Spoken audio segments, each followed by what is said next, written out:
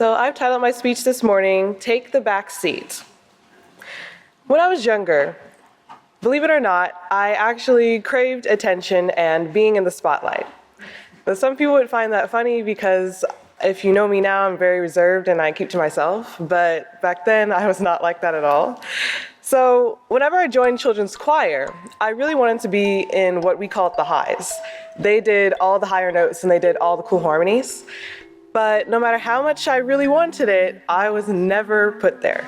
They always put me in like the main melody part. Now, mind you, I could not sing high very well, but I was still jealous because in my mind, the highs were the best place. They got all the attention, they got all the praise, and I wanted that for myself. It didn't occur to me until I was older that where I was perfectly fine, and the highs was not the best place because all of our parts and all of the notes worked together to create this beautiful song performance that brought glory and honor to Yahweh. This brings me to my first scripture. If everyone please turn to Luke chapter 14, verse 7 through 11. We're going to read Luke 14, verses 7 through 11, and the heading is Conduct, Take the Lowly Seat. And he spoke a parable to those who were invited, when he noticed how they were seeking out the best seats, saying to them, when you are invited by any man to a wedding, do not sit in the best seats. It may be that a man more honorable than you is invited by him. Then he who invited him and you might come to you and say, give this man your place. Then with humiliation you will begin to take the lowest place. But when you are invited, go and sit down in the lowest place, so that when he who invited you comes, he might say to you, friend, go up higher. Then you will enjoy honor in the presence of those who sit to eat with you. For whoever exalts himself will be abased, but he who humbles himself will be exalted. Even in Yeshua's day, people were actively searching out the highest positions and the best places, thinking that it would make them great and bring them glory. Even Yeshua's disciples argued over who was going to be the best or who was going to be the greatest in the kingdom of Yahweh. And to this day, no one is immune to that mindset.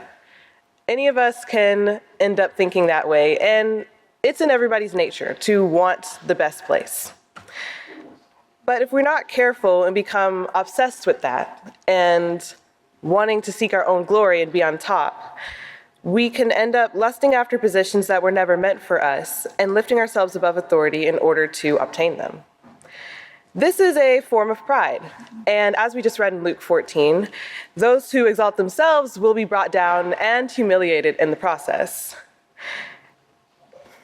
So how do we get rid of this prideful mindset? Because Proverbs 16:18 also tells us that pride comes before destruction and the haughty spirit before a fall. Well, first things first. Proverbs 15 verse 33 says, the reverence of Yahweh is instruction and wisdom, and humility comes before honor. So first we have to remember to be humble, because humility is what will exalt us. Not to someone else's position though, but to the one that's meant for us. So secondly, we have to recognize that everyone has a place.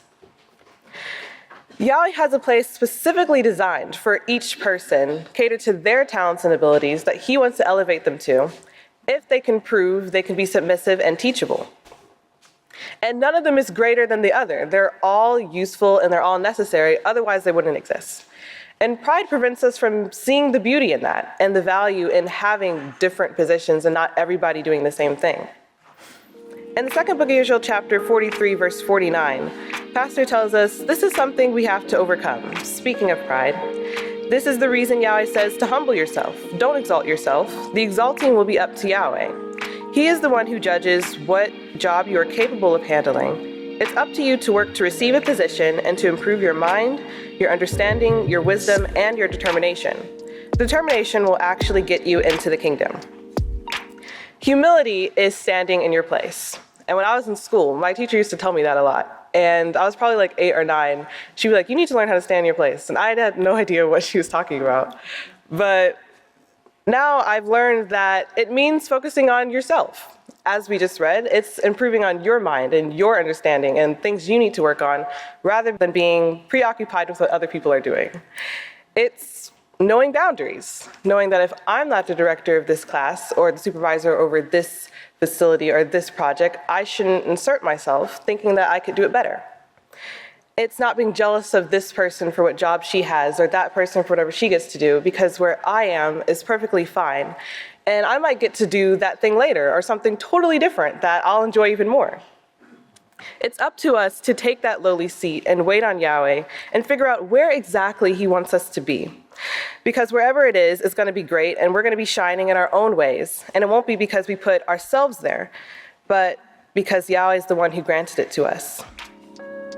In closing, I want to read 2 scriptures. Colossians 3, verse 23 through 24 says, "Whatever you do, do it with all your heart, as to Yahweh and not to men, knowing that from Yahweh you will receive the reward of the inheritance, for you serve Yeshua the Messiah." And Galatians 5, verse 26 tells us, "Let us not become full of empty pride and ambition, not challenging nor defying one another, not being jealous of one another." So let's work to get the pride out and take on the spirit of humility. Everyone has a place, so seek after the one Yahweh has in store for you, not the one you think will bring you glory or honor. Take the back seat, for one day soon, when the time is right, you will be invited to the front. Please welcome the next speaker.